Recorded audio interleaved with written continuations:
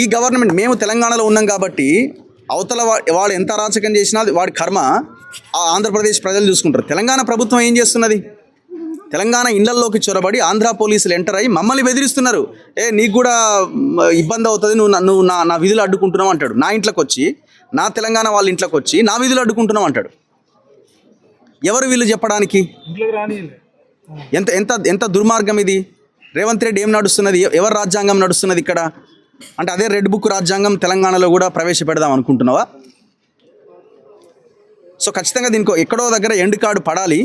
ఇప్పుడు సింపుల్గా ఏమంటారంటే వాళ్ళంతా ఎవరో ఒకరు యూట్యూబ్లు వాళ్ళ పొలిటికల్ ఆలోచనలు ఉన్నాయంటే, మరి మీరు నడిపిస్తున్న ఛానల్స్ కూడా ఉన్నాయి కదా. మరి ఇంకో గవర్నమెంట్ వచ్చినప్పుడు వాళ్ళని ఇబ్బంది పెట్టే ప్రయత్నం చేస్తే,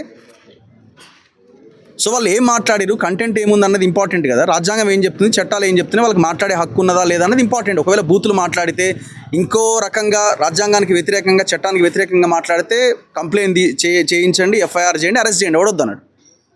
లేని దాన్ని క్రియేట్ చేసి ఎర్రి బుక్కుని ఎర్రి డాష్ అని వీళ్ళే క్రియేట్ చేసి వీళ్ళే ఎఫ్ఐఆర్లో పెట్టి పోలీసులే తప్పు చేసి ఇక్కడ పోలీసులను అరెస్ట్ చేయాలి. ఎఫ్ఐఆర్ చేసిన ఆ SHOని ఎవరైతే ఉన్నారో ఆయన అరెస్ట్ చేయాలి ఫస్ట్.